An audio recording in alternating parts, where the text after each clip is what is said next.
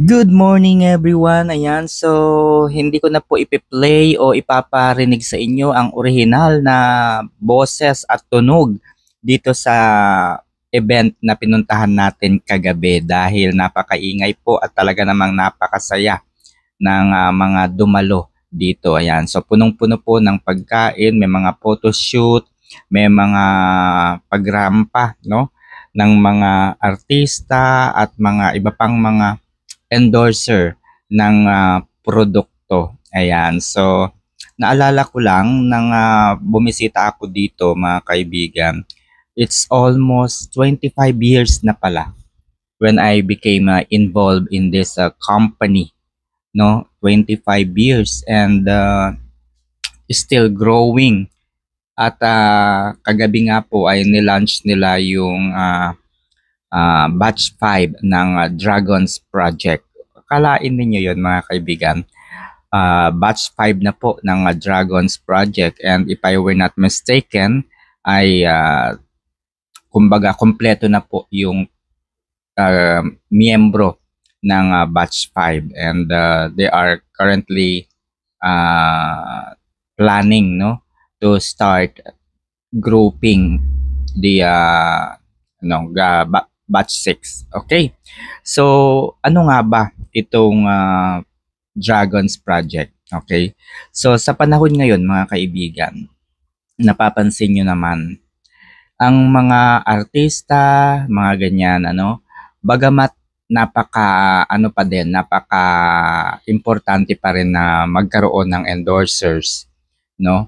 Ay napakahalaga ngayon in order for you para tumagal ka doon sa merkado at para manatili po, no, ang presence ng isang produkto, hindi na po sapat lang yung mayroon kang endorser. Hindi po sapat lang na meron kang mga celebrity endorsers, mga artista, mga influencers and vloggers na po, no, yung mga nadagdag. And bukod po sa mga bagong paraan ng pagmamarket ng mga produkto, gaya nga po ng pag-iimbita ng mga vloggers and influencers, ayan, so meron na pong karagdagang tulong ang teknolohiya. The power of the artificial intelligence, okay? So sa pagmamarket pa lamang po, napakalaking tulong at napakahalaga po na gamitin natin ang mga ganitong pamamaraan sa kasalukuyang panahon, no? The power of technology talaga ay papaunlad ng papaunlad. Minsan nga nagagaya na ng teknolohiya ang isang tao, di ba? Even the voice of a person ay nagagaya na rin. Even yung mga artista, yung mukha ng mga artista. And even a video or a movie ay pwede na pong gawin ng AI, 'di ba? Nakakagawa na nga ito ng mga short skit, no? Mga short video form, 'di ba? So, hindi na po ganoon kahirap ang mag-market ng mga produkto.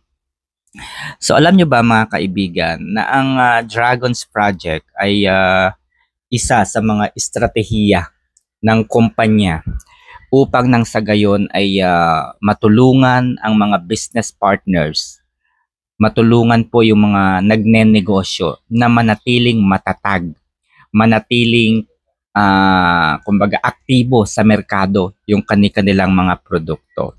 Ayan, so isa po sa mga talagang ipinagmamalaking kontribusyon ng Dragons Project ay ang patuloy na kalakasan po ng produkto na Lux White. Ayan, so imagine niyo for 25 years ay talaga namang kilalang kilala po itong Lux White. Kahit saan po kayong tumingin, mga online e-commerce, Lazada, Shopee, TikTok Shop, ay available po ang Lux White. At kagabi ay muli inimbitahan po tayo upang saksihan yung kanilang launching ng mga bagong negosyante, mga business partners po. No, yung mga business partners po na talaga namang kinakitaan po ng success sa industriyang ito ng e-commerce. And isa po sa mga nakilala natin ay si Sir Mark Anthony Cruz. Ayan. So lagi kong pinapanood yung kanyang mga vlogs kasama yung kanyang wife no, na nagkaroon po ng isang karamdaman kaya yung isang mata po niya ay may dun takip. And yan, panoorin niyo po yung kanyang mga vlog. No? It was all about his wife, his family, and how he strive for the, for the better. Paano niya maibibigay ang lahat ng pangangailangan ng kanyang pamilya. And isa sa mga dahilan kung bakit niya nagagawa itong mga bagay na ito, it's because of the Dragons Project that he is spearheaded. Akalain nyo yun? Siya na yung nag-uumpisa ngayon ng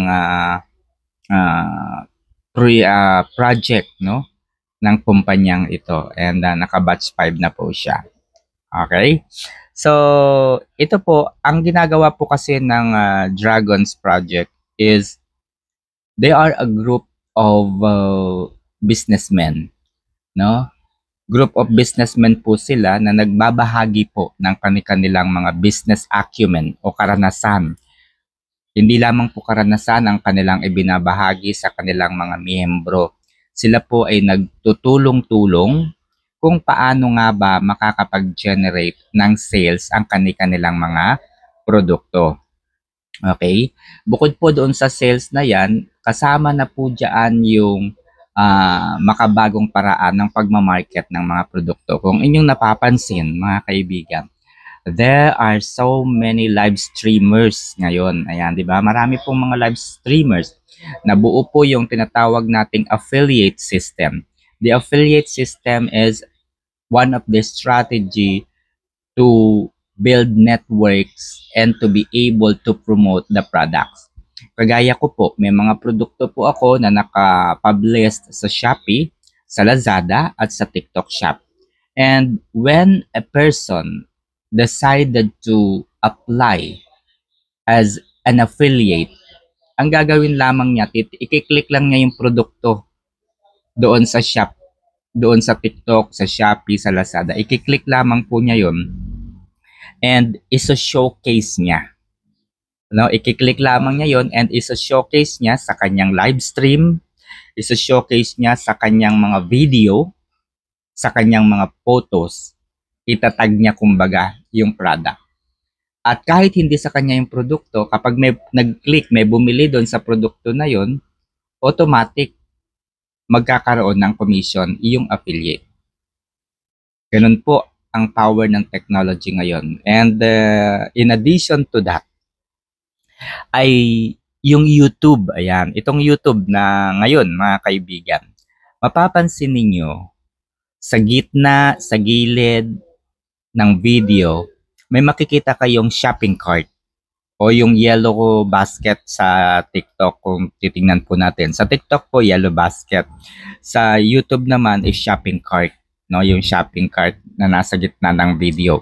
Ngayon, ang gagawin nyo lamang doon ay i-click nyo lamang. So, mapupunta na kayo doon sa mga produkto na ibinibenta ng nag-upload ng video. Kagaya ko po, no?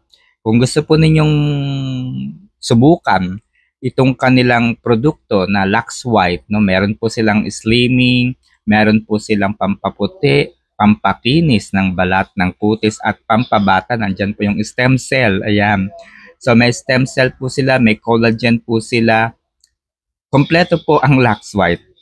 Kung inyong matatandaan, no, nung nakaraang bago eleksyon, naging maingay po ang pangalan ni Sam Bersosa. Ayan. So tumakbo po si Sam Bersosa bilang mayor ng Manila. Subalit hindi po siya pinalad na manalo. Okay? So marami po yung lumabas na balita na lugi daw di umano yung Lux White kaya pansamantalang itinigil ang pagbebenta. Yun po ay isang uri ng estratehiya dahil yung Lux White na dati pong ibinibenta noon ay mas pinaganda, mas inimprove, mas dinagdagan po ng kakayahan ng content ng sagayon ay mas marami po yung makinabang sa iba't ibang benepisyo ng Lux White.